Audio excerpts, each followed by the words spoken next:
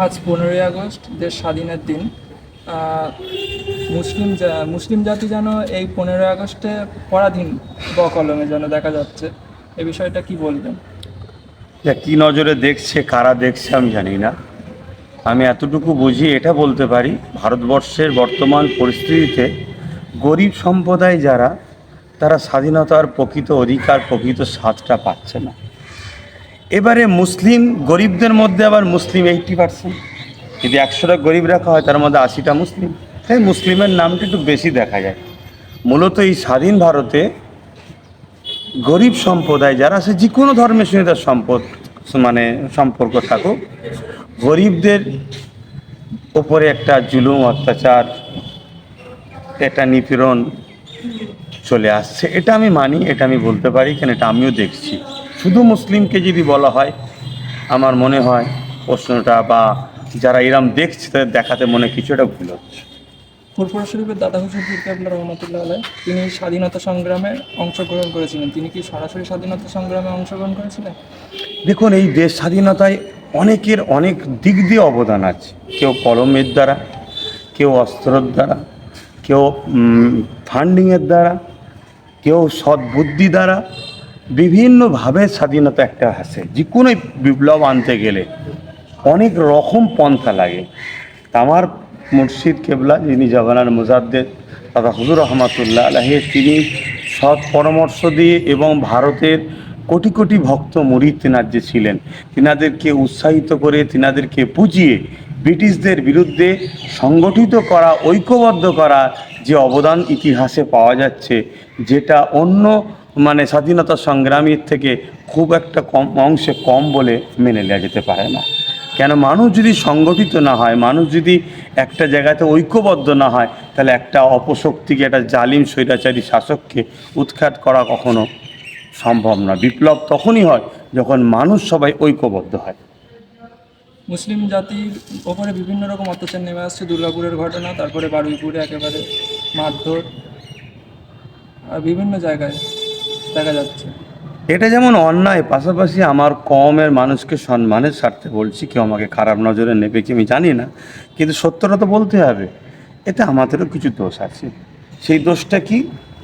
সর্বসময় আমরা অন্যের কাঁধে দায়িত্ব ছেড়ে দিয়ে তাদের পিছনে কিছু একটা তোষণমূলক নিয়ে খুশি হয়ে আমরা ঘুরে বেড়াচ্ছি।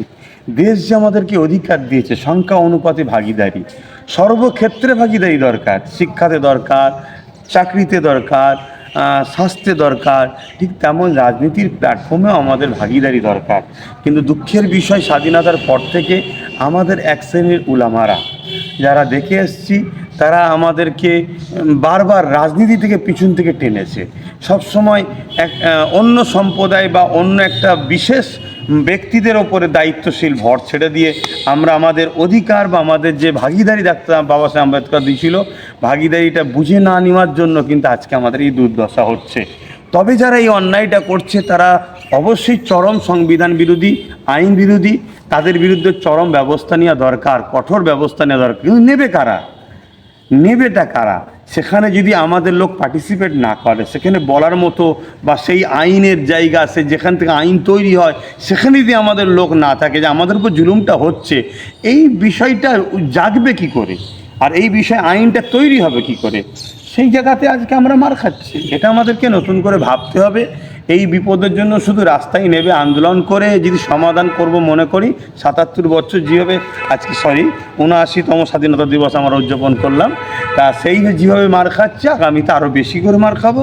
তাই আমাদের উচিত আইনের ওপর আস্থা রেখে, সংবিধান যে আমাদের অধিকার দিয়েছে, সেই অধিকার অনুযায়ী আমাদের ব্যক্তিতে ঘরে যেমন সর্বক্ষেত্রে থাকা দরকার, রাজনীতিও আমাদের শিক্ষিত, ভদ্র, সভ্য ব্যক্তিতে ঘরে মুসলিম সম্প্রদায়ের পার্টিসিপেট করা দরকার। কিন্তু আমরা দেখছি কি, যেসব মুসলিম লোকগুলো রাজনীতির নামে আছে, বিশেষ রাজনীতি দলে শুধু দালালি করে, দূষণ করে, আর তাদেরকে মুসলিম বলতেও ঘৃণা লাগে। জানি না এই ভাষাটা মানুষের কাছে কেমন নজরে যাবে।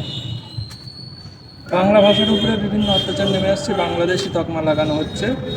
স্বাধীন দেশে বাঙালিদের কি স্বাধীনতায় কোনো অবদান নেই বলে মনে করছে? আমি আবার বলছি, দেখুন, কেউ কখনো কাউকে জায়গা করে দেয় না, জায়গা করে নিতে হয়। বিপ্লব এমনি এমনি আসে না। সেটাকে তৈরি করে নিতে হয়। তা সেই জায়গায় বাংলা ভাষার ওপরে রাগ হওয়ার পিছনে কারণটা কি বুঝতে হবে। প্রথম থেকেই একটা বাঙালিদের ওপরে রাগ আছে ব্রিটিশদের। কেন ব্রিটিশ ভারতীয় যে ভারত থেকে ব্রিটিশকে তাড়াবার যে আন্দোলনটা শুরু হয়েছিল, ওই আন্দোলনে অন্য অন্য রাজ্যের সবার অবদান আছে, পুরো ভারতবাসীর অবদান আছে, কিন্তু বাঙালিরা যে বীর সন্তান দিয়েছিল, নেতাজি সুভাষচন্দ্র বসু মতো, মীর নেসার আলী তিতুমির থেকে শুরু করে আরও অনেকে, রবীন্দ্রনাথ টেগর, ঈশ্বরচন্দ্র বিদ্যাসাগর, পীরাব, এনাদের তো বিভিন্ন দিক দিয়ে অবদান আছে। রবীন্দ্রনাথ টেগরের যে অবদান নেই, ঈশ্বরচন্দ্র অবদান নেই, এটা বলা যাবে না। এই যে বাঙালিরা যে অবদান দিয়েছে, তা এই জন্যে ব্রিটিশদের এটা বাঙালিদের উপরে রাগ আছে। পাশাপাশি বর্তমান যে বাঙালিদের উপরে জুলুমটা হচ্ছে, এটা কেমন যেন একটা মনে হচ্ছে বা অনেক মহলে বলছে যে 26-এ রাজ্য সরকার অর্থাৎ টিএমসি সরকারকে ক্ষমতায় টিকে থাকার দরুন বিজেপি যেন টিএমসিকে একটা খোরাক তৈরি করে দিচ্ছে। কেন দিদি মোদির সেটিং এটা সবাই জেনে গেছে। অতএব বাংলায় বিজেপি আসবে কি আসতে চাইছে যদি কেউ মনে করে, তাহলে একটা হাস্যকর হবে। কেন যদি কেউ আসতে চায়, ভোট দেবে বাঙালি আর বাঙালিদের হারে পিটবে, এটা কখনো যেন মনে হচ্ছে যেন এরা আসতে চাইছে, এটা ভাবা ঠিক নয়। অতএব টিএমসি থাকলে সেই মূলত নাগপুরের উপকার। আমরা ভাই বোন দুজনেই তো নাগপুরের লোক। অতএব এটা একটা বাঙালিদের ইস্যু তৈরি করে টিএমসিকে এটা খোরাক করে দিচ্ছে। আর টিএমসি যদি সত্যি বাঙালিদের দরদি হতো এবং এটাকে রুখার চেষ্টা করতো, তাহলে রুখার কটা পন্থা আমরা মনে করি। যেমন যে অন্য অন্য রাজ্যে যেভাবে বাঙালিদের উপর জুলুম হচ্ছে, আমার রাজ্য সরকার সেই রাজ্যের সিএমকে ফোন করছে না কেন, বা সেন্টারে দিল্লির কাছে চলে যাচ্ছে না কেন? বিভিন্ন বিষয়ে অনেক সময় অনেকে বলে ভাইপোকে বাঁচাতে চলে যায়, হুট হুট করে চলে যাচ্ছে, কাউকে বাদ দিয়ে একা একা আলোচনা করছে। এত বড় একটা ইস্যু, বাঙালি যাদের ভোটে সরকার 15 বছর আছে, সেই বাঙালিদের উপরে জুলুম হচ্ছে, যাচ্ছে না কেন? দ্বিতীয় নম্বর কথা, উড়িষ্যার কথা বলছি। উড়িষ্যা থেকে ধরুন আমার রাজ্যে 30,000, আমার রাজ্যের লোক উড়িষ্যায় 30,000 থাকে, আর উড়িষ্যা থেকে আমার রাজ্যে 3 লক্ষের ওপর লোক থাকে। উড়িষ্যা সরকারকে তো বলতে পারে 1 সপ্তাহের মধ্যে যদি বন্ধ না হয়, তুমি তো আইনি ব্যবস্থা না নাও, তাহলে আমার 30,000 ফেরত নিচ্ছি, 30 লক্ষ পাঠিয়ে দিচ্ছি। মানে আমার কাছে তো আমি যে এলাকার দায়িত্ব পেয়েছি তাদের নিরাপত্তার কথা ভাবতে হবে, উড়িষ্যার কথা আমার রাজ্য সরকার ভাববে? এত দরদি কবে থেকে হয়ে গেল? অতএব একটা সেটিংয়ের রাজনীতি চলছে। এই সেটিংয়ের এখন বলির ওই পাঠানাকি একটা ভক্ত আছে, জানি না, এটাও নোংরা কথা কি আমি জানি না, কেউ যদি খারাপ নজরে নেন মাফ করবেন। ঠিক বাঙালি এখন ঠিক সেই জায়গায় ফেঁসে গেছে।